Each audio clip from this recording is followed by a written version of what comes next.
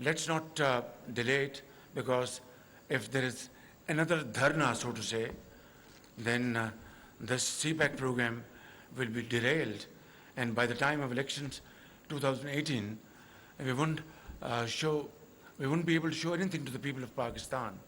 And Mr. Mehboob will be our very, severe critic that what this government has done.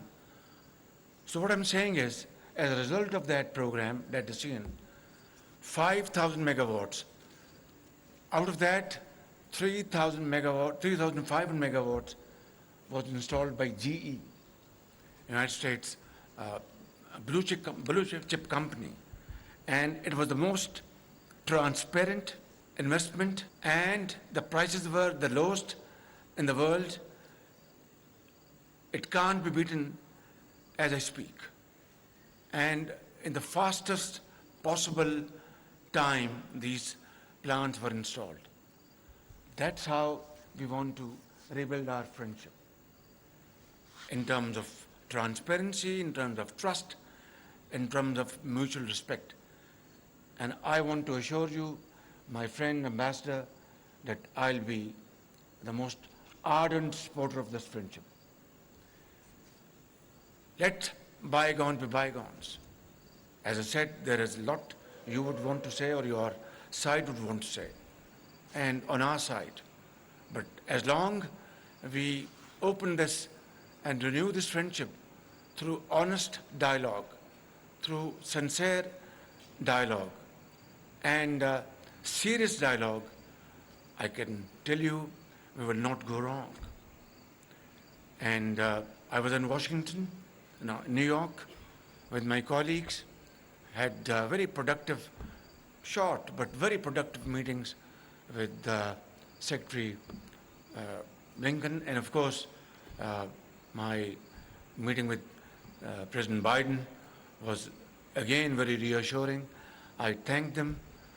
I want to thank again for the support, for the program which you have offered to flood-affected people, $53 billion, and now add on to it $10 million announced by Secretary Blinken, meeting our young and enterprising Foreign Minister Bilawal Bhutto. We are very thankful to you.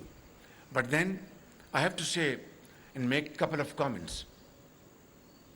One, that this disaster, Ambassador, is not of our making. We are a developing country, and you mentioned that United States contributed $32 billion to Pakistan in the past, which is correct. And I tell you honestly, without any fear of contradiction, that had we used these $32 billion in the right direction, properly, well planned, and properly supervised, we would have broken our begging bowl, honestly. But then there's no point in crying over the spilt milk. Let's move forward. We want to stand on our own feet through dint of hard work. We will burn our midnight oil. We will work untiringly. And this nation, Pakistani nation, is a very strong nation. People are very courageous, very brave, very hardworking. Our population is a mix of 50% male and 50% female. They are no more coffee-going folks. They are now very educated, very hardworking. They are bankers, they are scientists, they are teachers, and they are politicians. 2 politicians, 3, 4, 5 sitting in front of me. This is Pakistan, Islamic Republic of Pakistan, where there's complete freedom of action, and I think their contribution is not only valuable, but extremely, extremely helpful. So what I'm saying is, Ambassador, United States is our biggest trading partner.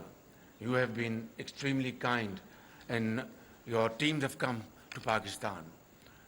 The head of USAID, who just had her birthday, and I congratulated her and said, many more such occasions. She was here, she went to the flood-affected areas, she visited, and she was absolutely devastated. She said, Prime Minister, this is horrifying. And then her visit was equally matched by actions, by practical actions. We are very grateful, but the point at issue is that this catastrophic situation is not made by us. It is man-made, but not made by us. And as I speak, 4 million acre area where standing crop of cotton, rice, sugarcane, and date, all gone. Billions of dollars. 1,600 people have left this world, along with 400 children, girls and boys. More than 1 million, mud houses or pakka houses, they have been absolutely thrown to the Arabian Sea. And more than 1 million livestock drowned. Life savings of people have gone away. And they are living under tents and under open sky, waiting for help coming from somewhere. And it is our duty, moral duty, my political duty, my responsibility, my colleagues, my governments, all outfits, departments, authorities, institutions. We are working hard and working overtime to serve them. But whatever we do is not enough. The yawning gap between demand and between requirement and supply is widening by the hour. And this is the first phase. And the final phase has yet to come, phase of rehabilitation and reconstruction, and which Sherry Rahman Sahib always keeps on telling me it has to be, Prime Minister, resilient infrastructure, it has to be adaptive. And of course she's right. And that costs money. There's no free lunch. Therefore, I would, again request you, as a friend, you are a great friend, and your country has supported Pakistan, in a very big way.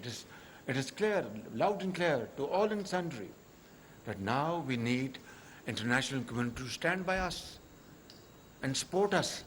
We're not asking for sums of monies. We're asking for relief. We're asking for funds to rebuild our infrastructure. We're asking for our people that they get their jobs back, livelihood, agriculture, industry, commerce, trade, export. For that we need incentives, relief, moratoriums. This is our right. We have not brought this disaster upon ourselves. It's nature. We are not blaming anybody. We are a country which is under 1% of carbon emission. So I wouldn't want to go into details and have a lengthy speech. Obviously, I think soft drinks are waiting for them. Soft drinks, I mean. And of course, snacks, of course, they're waiting for them. What I'm saying is that we want to build we want to go back to those wonderful times with the United States of America, where our relations were not beholden to others. It had its own standing, own structure, and I would work most willingly to build that relation. Thank you very much. Pakistan Ameriki Dosti Zindabad.